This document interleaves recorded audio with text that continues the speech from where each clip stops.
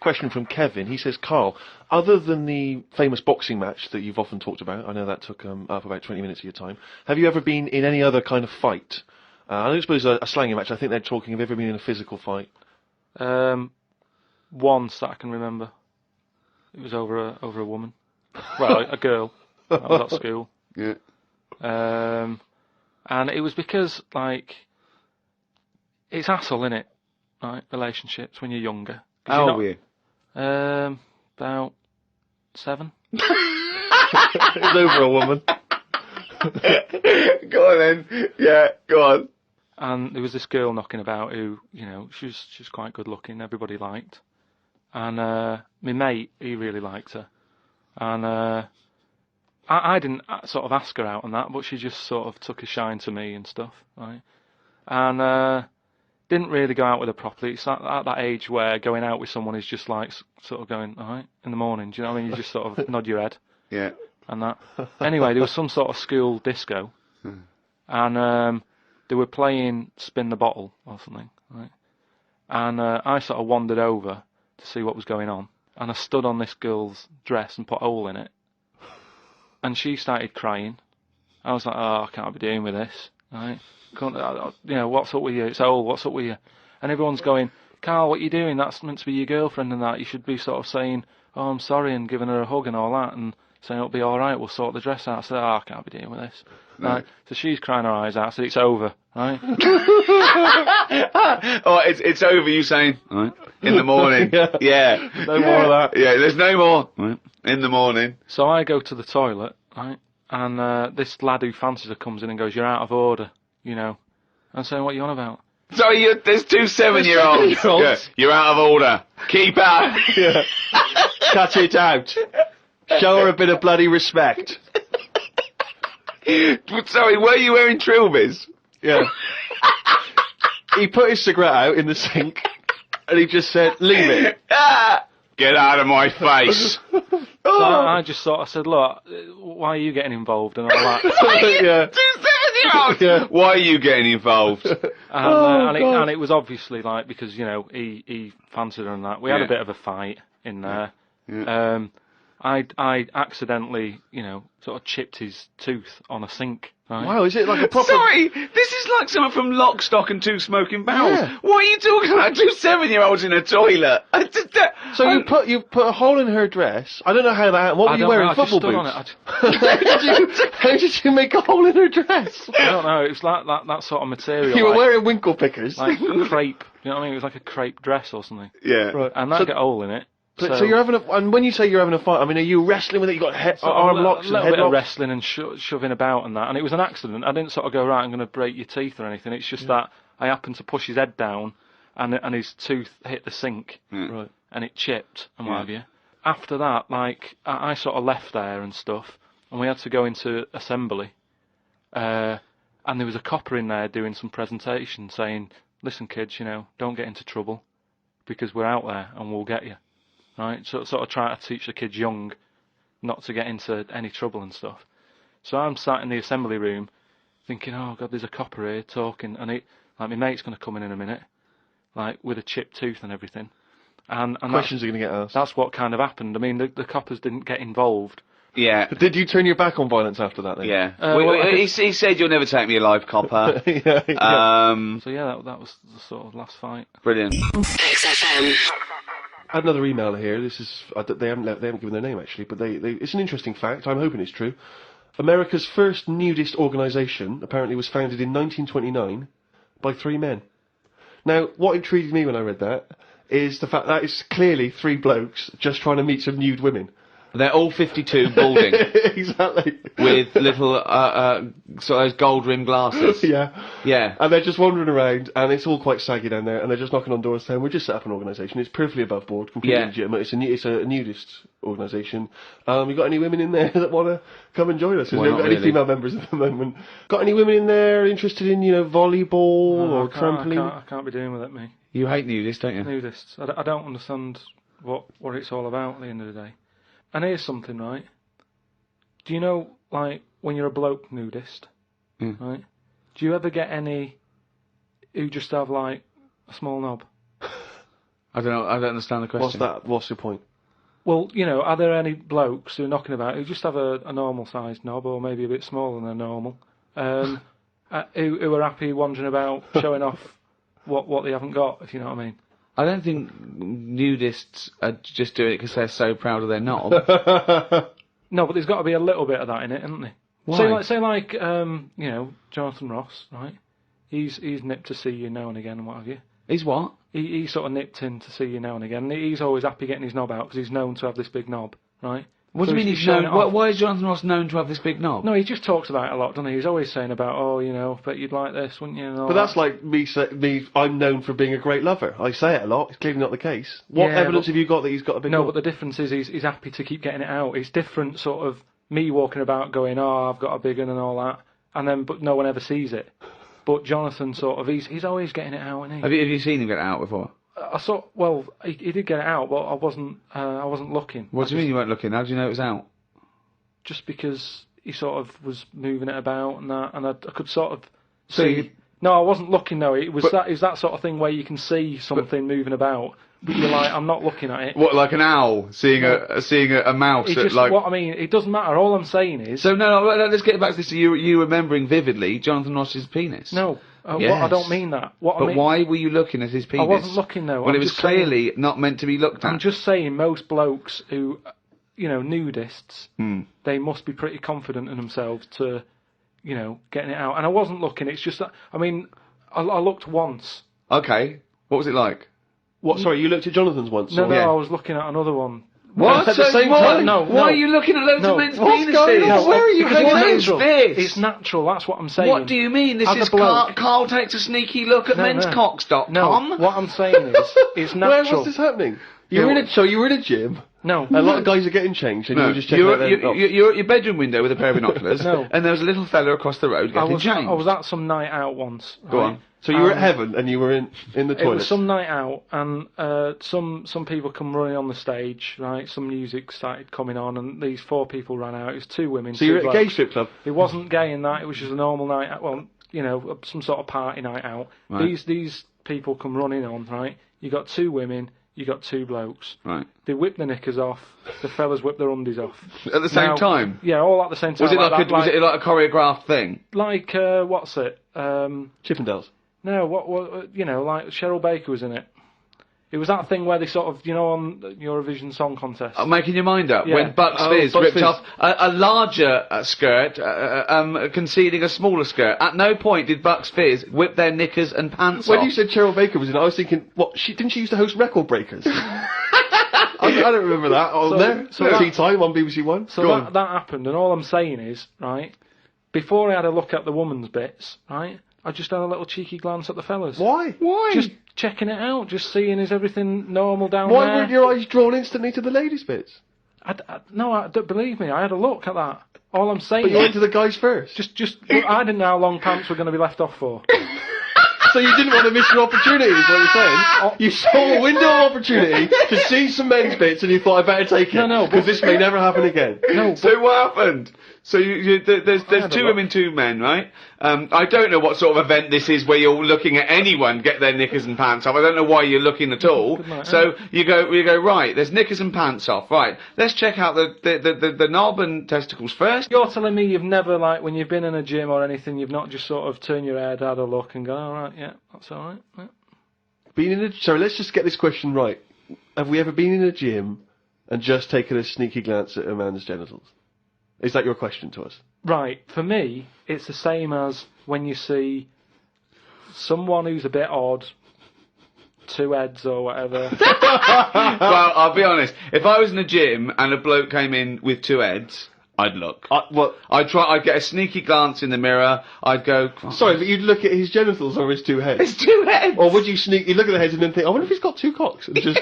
I'd have to have a look there. If I'll tell you what, and now I admit it, if I'm ever in a gym and a naked man with 2 heads walks in, I probably will check out the genitals as well, just to make sure that he's got 2 of everything. Can I tell you the thing that always freaks me out? I do sometimes go to the gym, and I live in North London, and the thing that always freaks me out is if there's an elderly man, often quite short, and and I say this only so that you can picture something in your mind's eye, you know, because I live in North London. There's quite a lot of old elderly Jewish gentlemen, wander around, and I'm always freaked out because there's at least 2 I'm aware of who've got very, very large penises.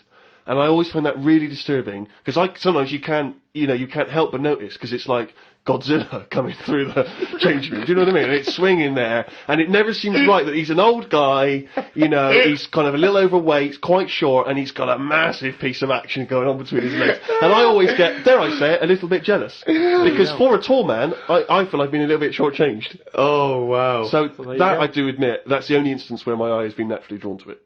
Do you know what annoys me in gyms? Where people walk round happily naked all the time whistling. They get weighed naked, pop a towel on and take off 3 ounces. How exact have those measurements got to be? Yeah. Do you know what I mean? Pop a towel on. I mean, unless you're going on the space shuttle, I reckon you could give or take a couple of stone. Yeah, exactly, yeah. Absolutely right. Well, we've put that to bed. XFM. Well, it's that time. It's getting exciting. We've got Rockbusters results, but before that, a little bit of monkey news with... Oh! Chimpanzee that! Monkey news! Karl Pilkington. Brilliant. Nice to have. I haven't read that for a couple of weeks. Go on then. Alright, so, is that this little monkey? Oh, yeah. Who lives in Morocco. Right, I'll just warn you now, you're on thin ice from last time, okay? So, make sure, is this real? It's been Don't say anything stupid, think about it. As you're saying it, think to yourself, oh, is that true? Do monkeys do that? Do they think like that? So, go on then. So anyway, yeah, so there's this magician in Morocco, right? He's got a little monkey working with him, right? The way it used to work, magician used to do his thing on stage, do a little bit of magic, people loved it. Then the monkey came out, had a little cap, walked around the crowd and stuff, got the money, had a good little team thing going on, right? Yeah. So anyway, the monkey's name was 86. Right. Because back then there was so many monkeys, it was like, oh, what names, do you know what I mean, what names do you use, what do you do? So they just named them, right?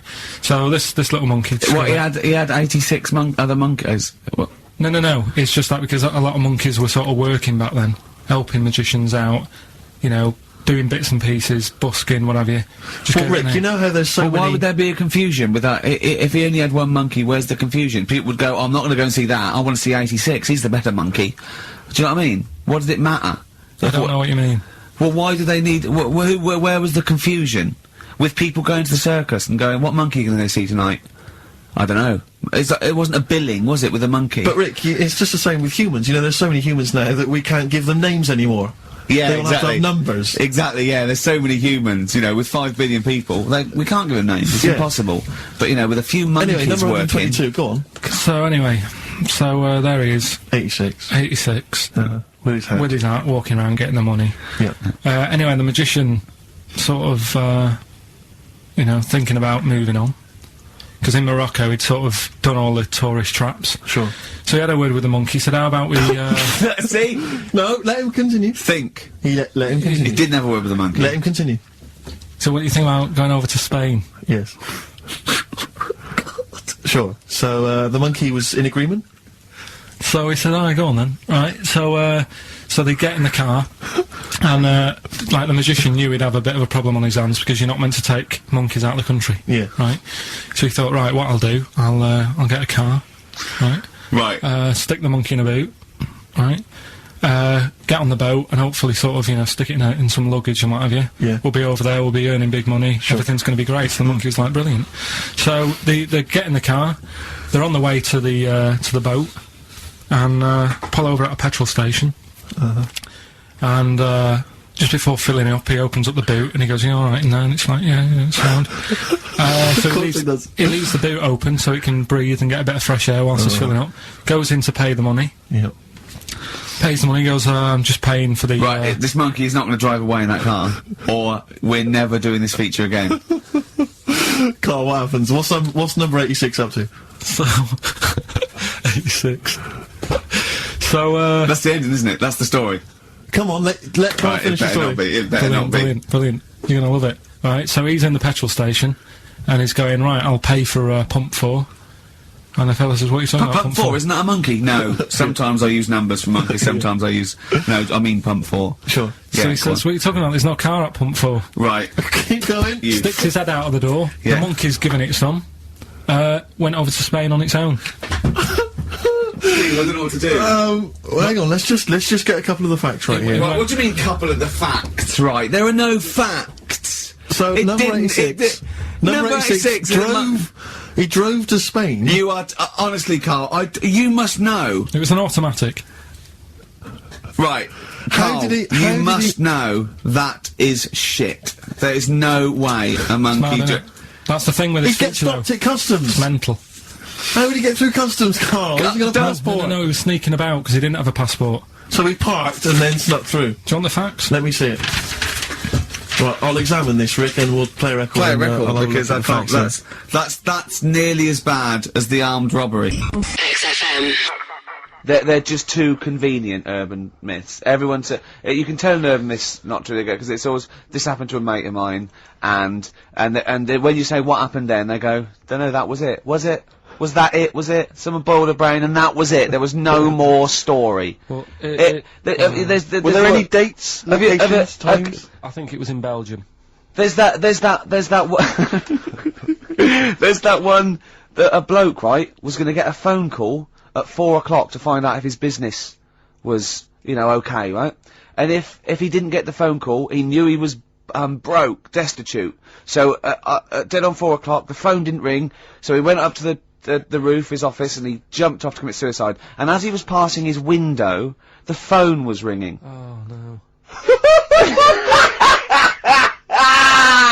Carl, it didn't happen. Didn't happen. Think it through. Think it through. Who told that story? Who told that story? As he hit the pavement at 120 miles an hour. He's the only person who could have known that series of incidents. Also, why didn't And he he's wait? dead. As his life's at stake, why didn't he wait till 5 past? I say I'm gonna give it 5 minutes just in Just in case the lines are busy. Yeah. And what sort of bloke goes out? I'll call you at 4. Okay, if your business. Well, call me anyway. No. If I don't call exactly 4, then no, you commit suicide. Commit suicide. I would, because if I don't call at 4, that's the end of it. Well, call me anyway. No, that's not the way I work. Why can't you just call me and tell me the other way? Well, I'm telling you how I do it. If you're bust, I don't call. Can't you just call to verify in case something goes wrong? What if it's engaged? It won't be engaged. Just commit suicide at 4, please. It didn't happen, Carl. The other one, right? A bloke, right? He's on a train station, and I'll tell you how I heard it. He's waiting for a cruise station, waiting for, and he shits himself. As you do. And so he goes, oh, my train's in 5 minutes, so he runs across to Millets and goes, quick, Levi's, 36. The bloke just puts it in a bag, he runs onto the train, he goes into the toilet, takes his, trousers and pants off. His soiled. Yes. Throws them out of the window, I won't be needing those again. Cleans himself off, open the bags, it's a jacket! Oh. No, it didn't happen, Carl! At what point did he go into it and go, quick, Levi's 36, and the bloke went, sorry, Levi's 36, what, a pair? No, shall I wrap them? Them? It, shall I wrap? Just wrap, whatever it is. Do you want to look? No, I'm not looking when you're putting it in the bag, please. Right? Well, 36 way stories, don't say anything. I've told you 36 Levi's. They put it in a bag and charged me for it. Yeah. I don't want to discuss it further. Yeah. There was one. Here we go. There was one about a woman whose husband died, and she had him cremated. Yeah. And made like a little egg timer out of him. Mm. And she said, I did that so it can still help around the kitchen. Well, that might be true. That might be a joke. That's quite sweet. That might be true. That is a true story, again. It was all No, not right. again, because the ones I just told weren't. Nor is the boiling the brains in a bag curry microwave. Head story, true. Yeah. They're too convenient. XFM. But I've been reading a lot about, I like spiders and stuff, just reading about them. And there's one, right? It's got big legs. Yeah. Doesn't use them. It goes around, floating in the air, on a bit of webbage. Like a He just took a gamble then, didn't he? He took a gamble, he thought, do you know what, I'm going to go with webbage. Don't know if it's a word, not sure, but I could just say web, and I'm going to go with webbage, I'm going to risk it. And it didn't pay off, did it? Webbage! Webbage! But that's how it gets about. It's in the air like a kite. And Yeah, it's just floating about. I've seen one, yeah. So that's what I'm saying about weirdness. The way all that goes on, and this is what I can't get my head round. You have got your head round. But do they get ill then? He's just, for those listening at home, he has just bumped his head against the microphone. Trying to mate with it because it's perfectly round, this microphone.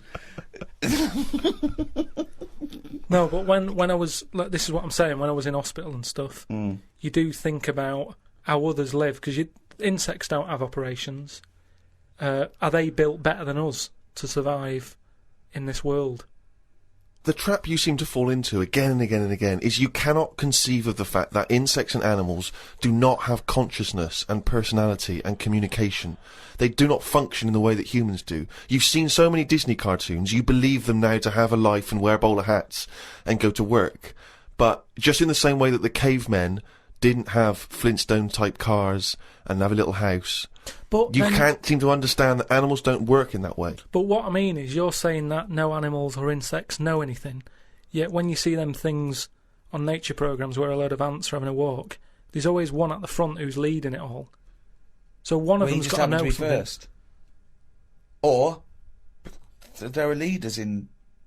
Yeah, but the other ants are going, follow him. No, they're not. They're not. They're not vocalising that in any sense No, that they're you not understand saying it. follow him, but they sort of look as if to sort of say, I'm But going without, this way. Without cognitive speaking. reasoning. It's not made a conscious decision to act No. in that way.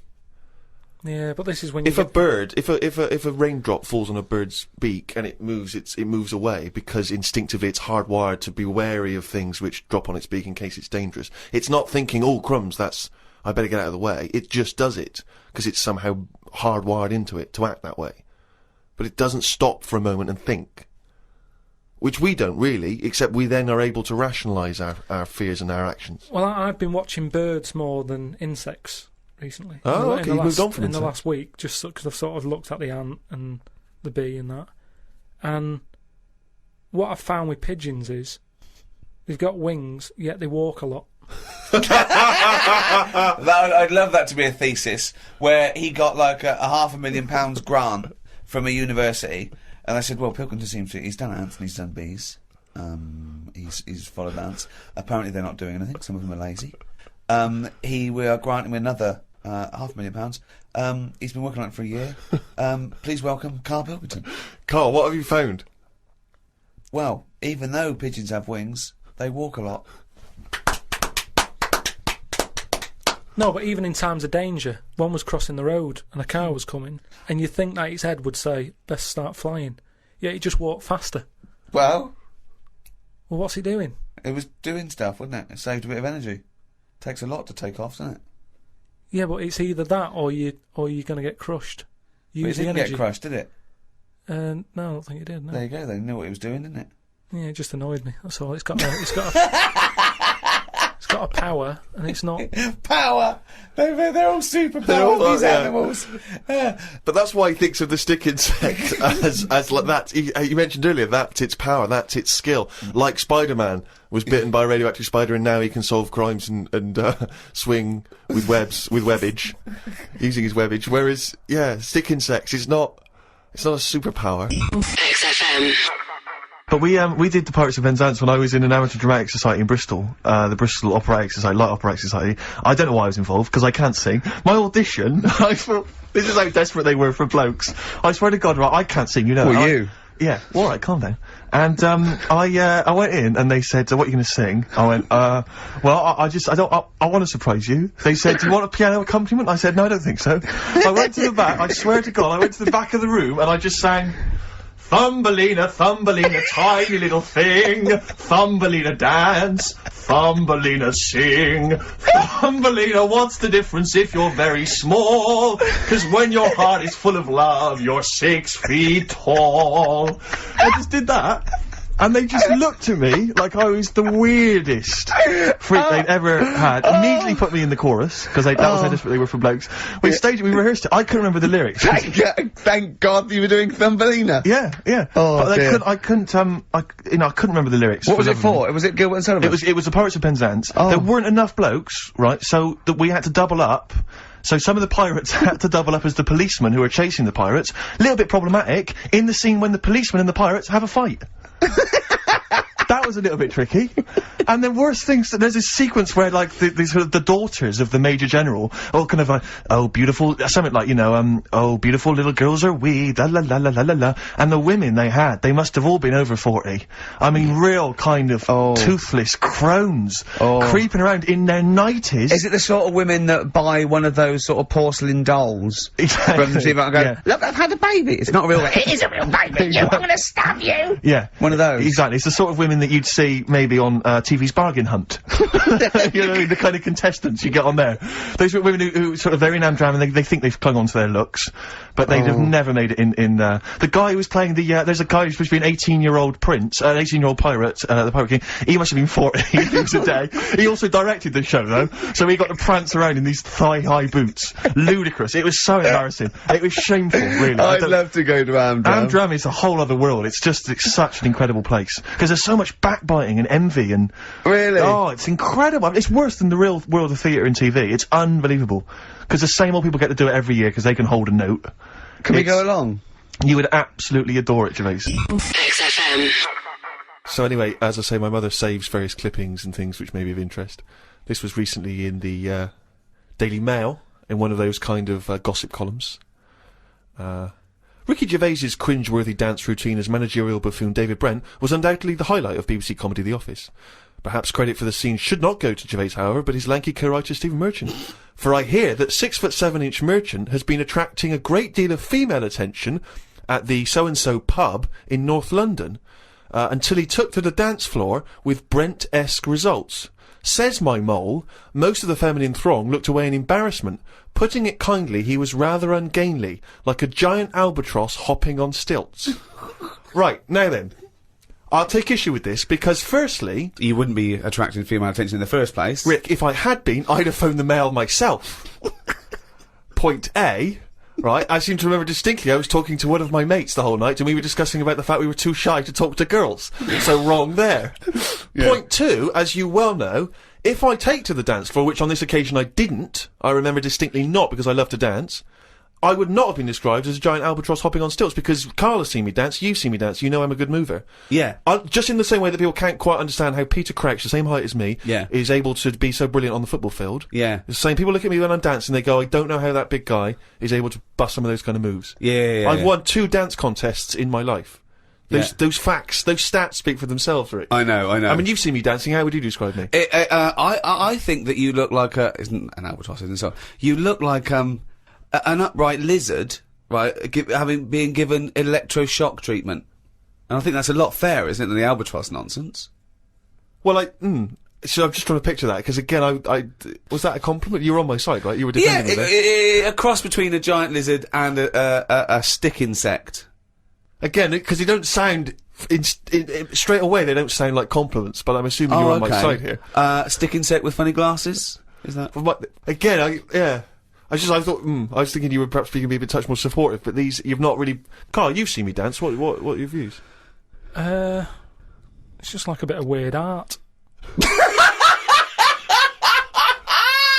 That's brilliant! That is brilliant! That's so much better than albatross! XFM. It's like, you don't see. It got me thinking about things you don't see. And you don't see.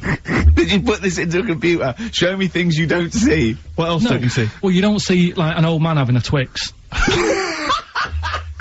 You never... So what? You know the terrible thing about all this, Steve, is he's right. You don't see an old man I eating a know, Twix. that's a terrible thing. So what they have got, right, they've made old man toffees, haven't they? They've come up with Werther's. Is that a song? Oh God! You don't see it. No, listen now. So they've got their Werther's, right? Yeah. So, Look at him! You Forget think he's it. giving a lecture at Oxford? It's not going anywhere. No, you go know? on, sorry. Go on. I'm What? just saying, Right. you grow out of things. Yeah. And the old man, I'm sure when he was a kid, he'd have a Twix. Yeah. But now it doesn't look right, so he's having... It doesn't look right! So... Right. I don't think Werther's originals were specially designed for old people. I think they were sweets that just happened to have been made for years. That's why old people eat them. Yeah. They didn't go, hang on, there's a market here. I've noticed old people aren't eating Twixes. Quick, let's make some Yeah. old man sweets. But the little advert, he gives it to his grandson as well, doesn't he? He goes, I have a Werther's original. No, I So- think it cuts though before he throws it back in his face and goes, get me a Twix. And a damn curly-whirly, Grandad, you old fool. XFM.